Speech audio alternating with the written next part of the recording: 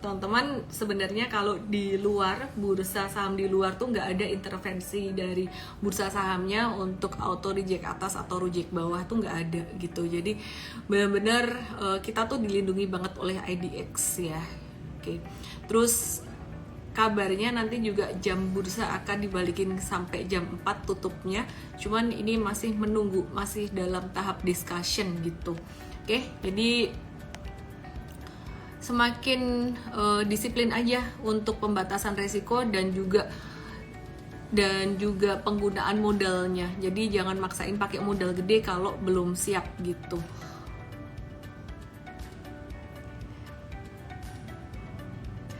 Kakean aturan, kata Devon Iman. B. Octavianus, ARB simetris malah enak seleksi alam untuk yang nggak disiplin atau nggak punya plan. Sebenarnya sih sama aja ya. Sama aja ya, kalau misalkan ARB-nya 7%, tapi 5 hari ARB berturut-turut, sama aja nggak bisa keluar. Kalau sehari ARB 30%, ya itu semakin cepat sih buat satu saham menuju ke gocap. Oke. Baiklah, mari kita mulai Instagram Live malam hari ini dengan bahas composite. Dari tadi ngapain ya? Dari tadi juga udah mulai. Kita bahas IHSG dulu, teman-teman. Ya, ini peta IHSG. Kalau kita mau perhatiin IHSG, sebenarnya jangan cuma IHSG-nya aja, kita perhatikan juga untuk saham-saham yang fundamentalnya bagus dan berkapitalisasi cukup besar. Beberapa diantaranya adalah BBCA, dan ini BBCA dia sideways agak-agak, dia ketahan MA 100, cuman yang aku agak nggak suka tuh, agak nggak serak, dia ngebentuk lower high ya. Jadi ini 1, 2, 3 dia ngebentuk lower high gitu. Terus yang menarik lagi nih, sebenarnya dia ngebentuk inverse pennant. Iya sih, pennant itu merupakan kelanjutan arah turun, harusnya didahului oleh tren turun. Cuman di sini cukup untuk membuat kita juga ada signal waspada untuk jangka pendeknya. Jadi lebih ke antisipasi jangka panjang, artinya untuk kesempatan beli jangka panjang kemungkinan akan bisa dikasih di 8.050 dalam bulan Januari nanti. Sekarang sih masih 50-50. Jadi masih bisa naik 50%, 50% turun, tapi aku melihat pattern ini tuh agak-agak bisa ada peluang turunnya dengan melihat dia juga kenaikannya dalam beberapa bulan ini udah naik tinggi. Nah, tapi sebulan ini udah turun lumayan nih BBCA, bukankah itu udah normalized? Masih ada kemungkinan sampai ke 8 ribuan, ini support di high dari bulan April 2022 kemarin ya, jadi sekitaran 8.000 sampai 8150-an. Oke, terus kemudian kita akan lihat juga untuk saham perbankan besar BBRI yang juga kinerjanya pertumbuhannya tuh paling tinggi di antara dengan saham-saham perbankan besar yang lainnya di tahun 2022 ini. Nah, kita lihat BRI ini malah justru koreksinya baru dikit nih, koreksinya BBRI kalau secara monthly ya. Jadi untuk BBRI sendiri ini masih ada kesempatan untuk diskon sampai 4.500, 4.600-an. Kita lihat di daily ada support apa? Ya benar, ternyata daily-nya ada support MA 200 di sini. Ya, dan yang gimana nih yang udah investasi jangka panjang dan masuk dari tahun 2020 atau yang baru cuannya tipis-tipis gimana? Mungkin perlu digarisbawahi di sini strategi untuk saham-saham perbankan besar. Yang pertama, kalau kamu punya dari modal bawah banget, dalam arti kamu udah cuannya sekitar lebih dari 15%, lebih dari 20%, kamu boleh hold saham-saham perbankan besar ini.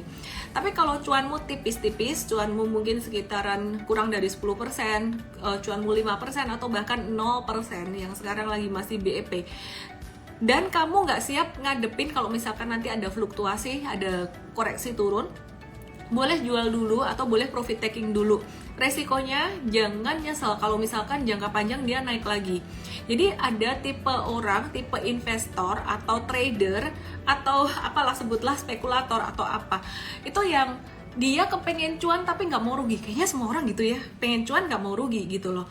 Jadi ketika diajak investasi jangka panjang di saham-saham perbankan besar ini, mereka cenderung akan Oke, mau cuannya dalam jangka panjang, tapi pas turun dikit baru rugi sekitaran 3-5% tuh udah stres banget. Padahal sahamnya tuh BCA, BMRI, BBRI, BBNI itu kalau menurut aku sih aman gitu ya.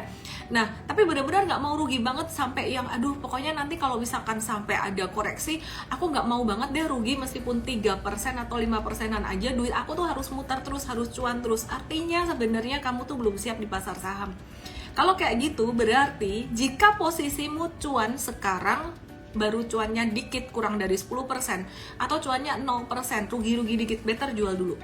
Bukan soal bagus nggak bagusnya saham. Jadi sebenarnya cara kita jualan satu saham itu tergantung juga pada kesiapan mental atau profil resiko kita. Kalau profil resikomu itu benar-benar kamu berani, kamu nge-hold lama nggak apa-apa, naik turun fluktuasi nggak apa-apa, silahkan. Tapi kalau profil resikomu yang rugi dikit udah stres, udah dikasih tahu ini perusahaan bagus, sabar deh gitu. Duit harus terus muter, duit harus terus cuan, artinya sebenarnya kamu tuh nggak siap di saham karena kamu mau kepastian. Jadi mungkin alokasikan sebagian tuh di obligasi negara ya. Jadi bukan yang swasta resikonya tinggi untuk kondisi saat ini, atau ke FR. Ya, FR, deposito boleh tapi bunganya kecil, mau yang lebih gede kan gitu, ke fixed rate gitu, karena di saham tuh nggak ada yang namanya kepastian.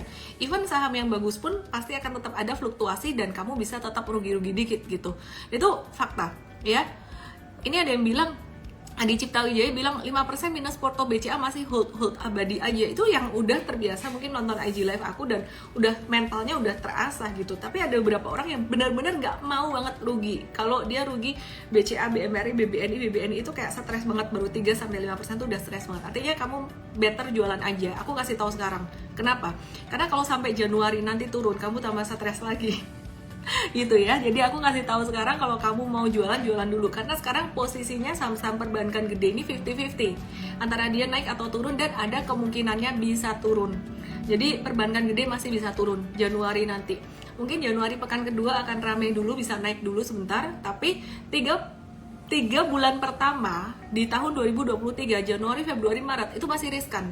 Karena wajar banget, soalnya saham-saham perbankan gede itu udah naik ketinggian, udah istilah kata tuh udah agak-agak over value, udah premium. Jadi Januari, Februari, Maret itu masih bakalan kayak sideways gitu.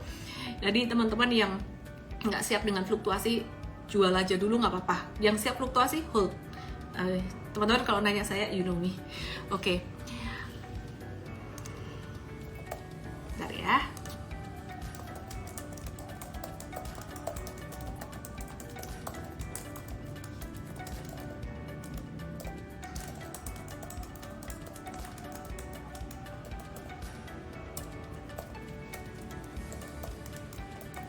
Oke, terus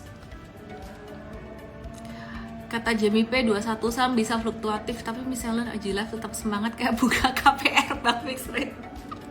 lucu.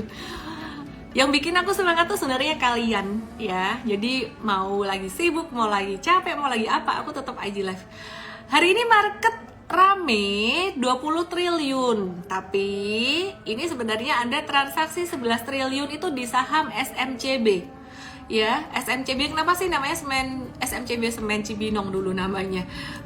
SMCB di Pasar Nego ya. Sekarang Solusi Bangun Indonesia Tbk namanya, dia ganti nama udah.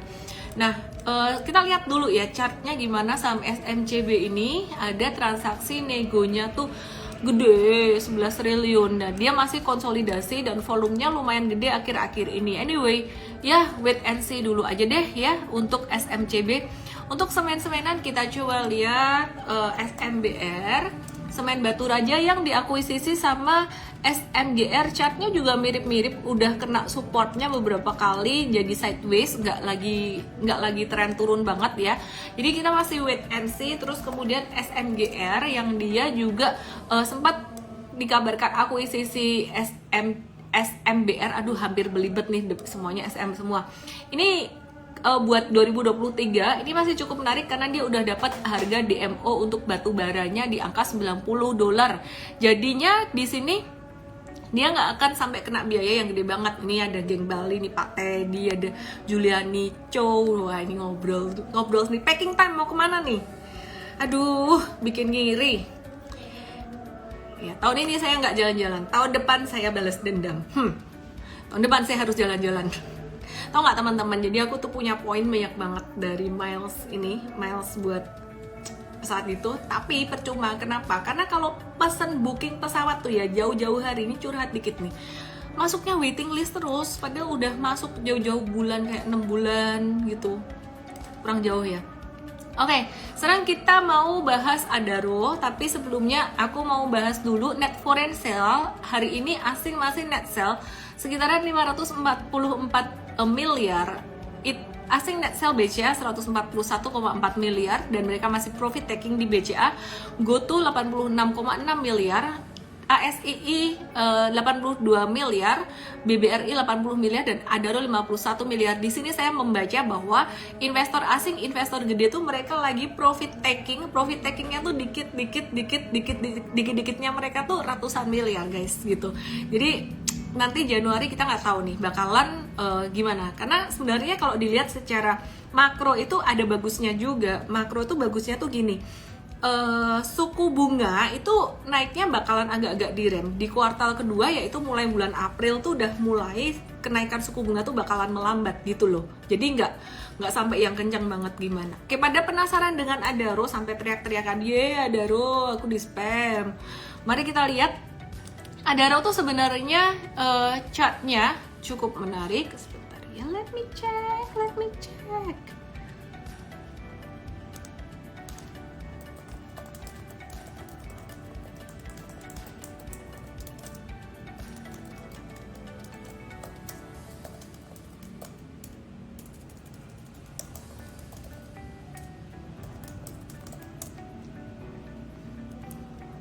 Oke deh, mari kita lihat Adaro.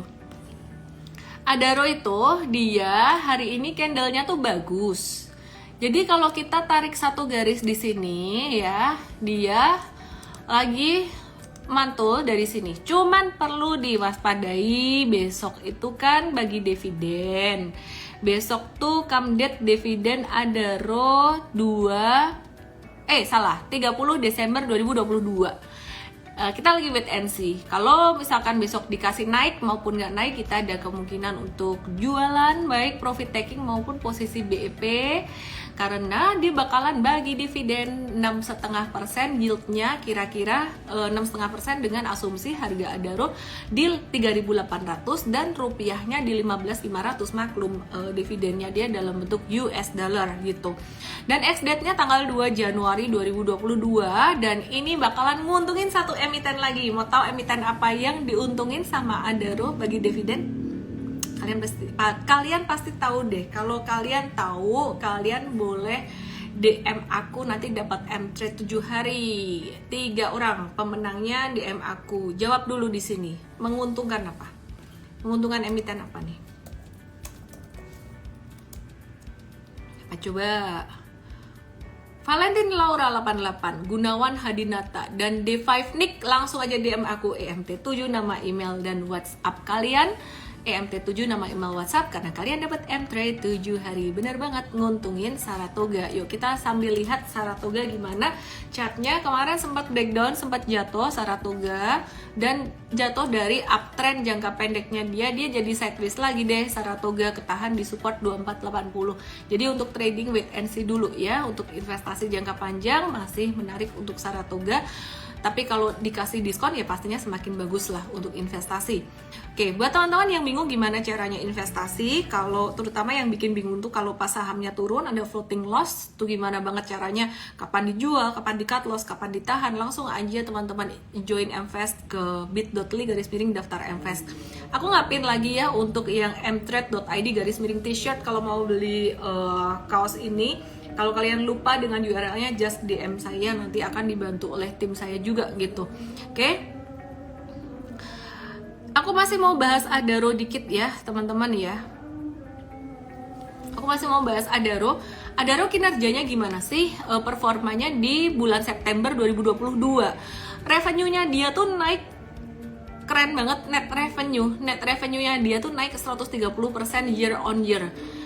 Nah, di 5.913 miliar US dollar gitu. Terus kemudian net revenue-nya naik 130%, net profitnya lebih keren lagi. Dia net profitnya naik 317% karena average selling price harga jualnya tuh 131,2 per ton, naik 106% atau 2 kali lipat. Jadi labanya memang banyak. Tahun depan masih bakalan cuan karena harga batu bara masih bakalan oke. Apalagi kalau Rusia dan Ukraina ya masih begitu-begitu gitu ya. Jadi karena laba dan profitnya dia naik kenceng banget, itu selain karena kenaikan harga jual sebesar 106%, kenaikan performa perusahaan jangka panjang selama 9 bulan ini juga didorong oleh permintaan batubara global yang meroket, yang naik penjualannya. Nah teman-teman, di 2023 Adaro ini memang berpotensi agak turun dikit tapi masih sangat cuan. Sehingga kalau teman-teman berharap tahun ini dapat dividen dari Adaro, tahun depan berharap dividen dari Adaro, ITM, GPTBA masih bakalan dapat dividen. Jadi istilah kata kalian nyangkut di sini dan gak mau jualan, gak mau cut loss, nahan setahun deh, ntar tahun depan dapat dividen lagi, bisa dapat dividennya asal jantungmu kuat. Jantungmu kuat ngadepin fluktuasi ya. Fluktuasi loss atau profit dan lossnya, fluktuasi harga. Kalau aku sih jujur, wah nggak deh kalau aku. Kenapa? Karena aku antisipasi guys. Karena gini, aku mau kasih lihat kalian sesuatu. Coba lihat nih ya. Adaro, mari kita lihat Adaro. Ini bukan soal Adaronya aja sebenarnya, tapi aku mau bicara soal semua saham batubara. Jadi inilah saham batubara beberapa tahun yang lalu. Oh, lupa ngebalik kamera, mohon maaf.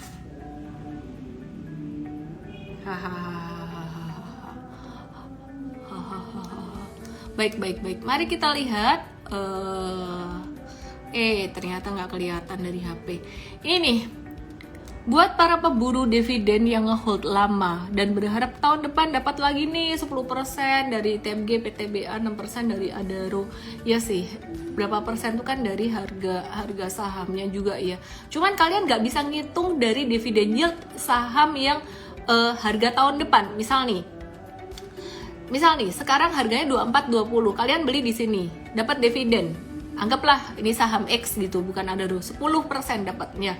Terus kemudian tahun depan dividen yieldnya 10% lagi, tapi harganya di harga 800 gitu. Yang nggak bisa dihitung di situ, itu dividen yang didapat itu mesti dihitungnya dari harga beli kalian.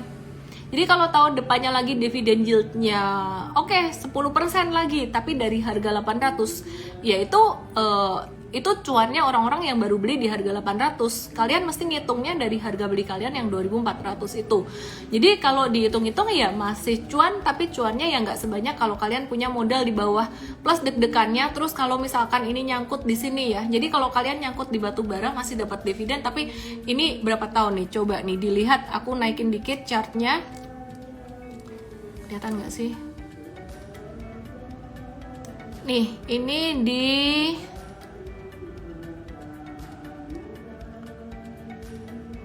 2011, 2012 sampai 2011, terus 2018 dia baru balik harga ke 2400. 2011 sampai 2018, berarti berapa tahun? 7 tahun kan? Ya kan? 7 tahun. Terus kemudian baru balik lagi dan baru bisa cuan. Ini istilah kata tuh kalau nyangkut di tahun 2011 Februari, ini tuh dia baru cuan sekarang. 2022 tuh lagi cuan, dia baru cuan. Nah, jadi teman-teman bayangin kalau kalian pemburu dividen dan nyangkut terus berharap oke lah nggak apa-apa tahun depan. Ya kalau tahun depannya memang naik karena komoditi itu paling susah diprediksi. Jadi gimana? Siap nggak di sini? Coba jawab di sini. Siap atau enggak? Siap ada enggak?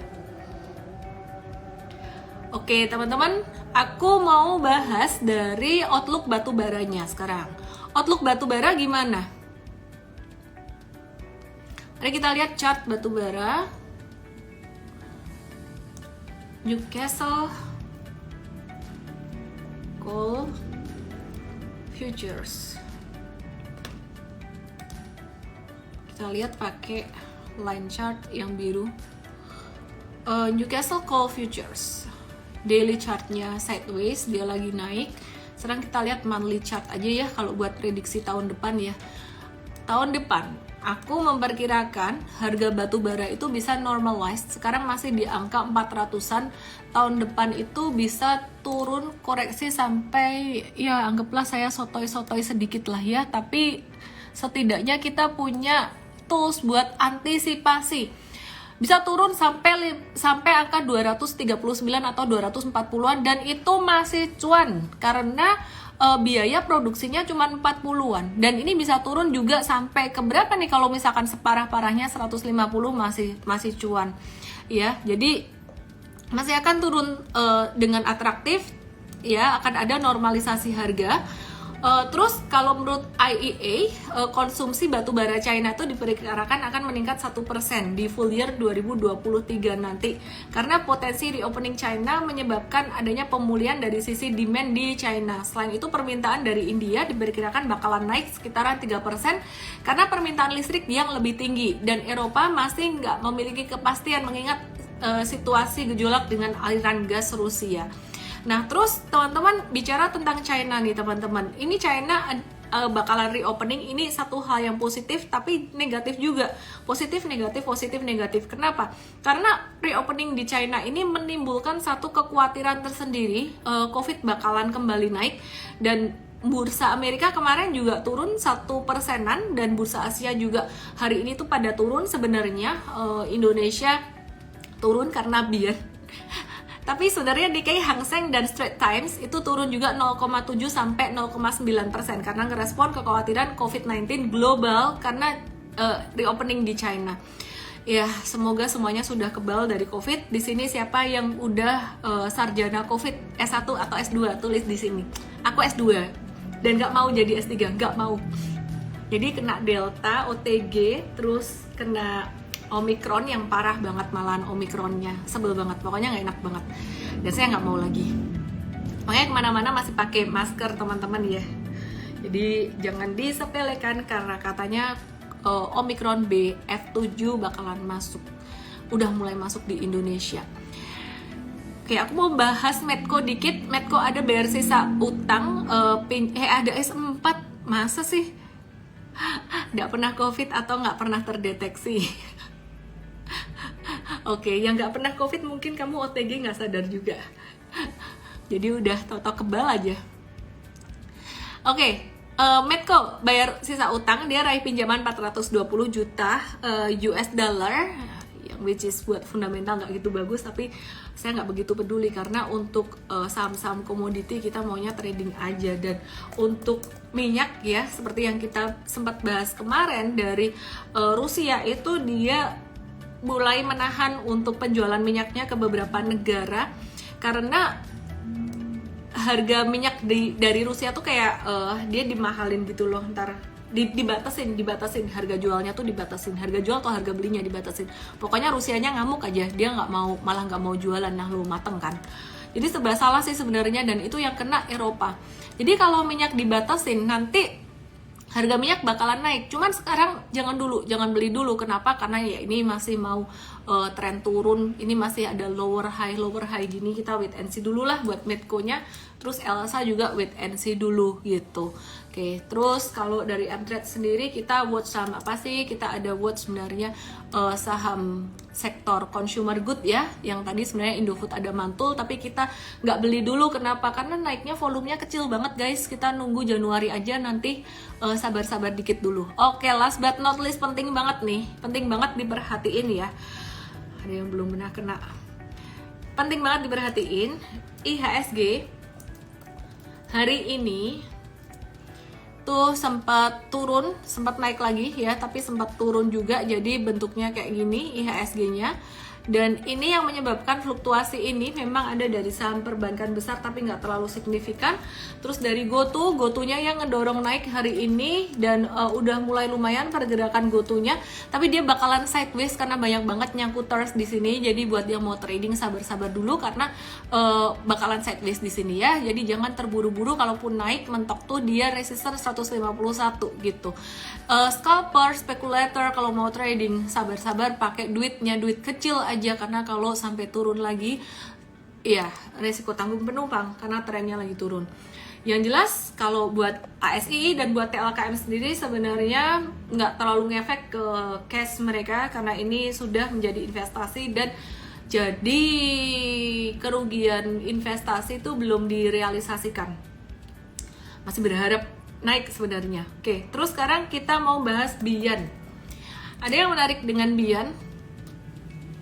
Bian 2 hari ini turun, tapi sebenarnya kalian masih cuan dan masih ada volume. Saran aku teman-teman ya, selama masih ada volume, masih ada bid offer, kamu yang punya ini atau teman-temanmu yang punya ini sebaiknya profit taking guys. Kenapa? Karena likuiditasnya, bid offernya tuh kecil dan pemegang sahamnya tuh nggak banyak Bian ini. Kalau mereka mau jualan gampang banget ya. Dan ini udah ada berita Direktur Bian Russell John,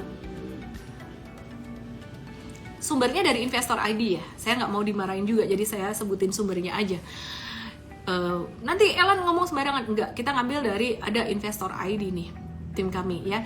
Jadi Direktur Bian Russell John ini menjual pemilikan sahamnya sebanyak 836.700 lembar saham di harga 20.406 per saham pada 23, 27 dan 28 Desember.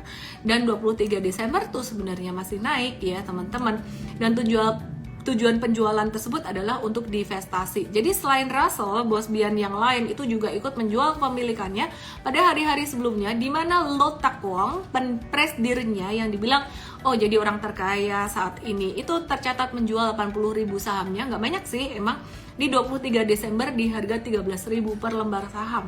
Jadi teman-teman mengingat likuiditas Bian itu cukup kecil dan aksi jual dari pemegang saham besar Bian meskipun angkanya juga nggak terlalu signifikan, 80.000 saham tuh nggak signifikan sebenarnya, tapi tetap perlu diperhatikan.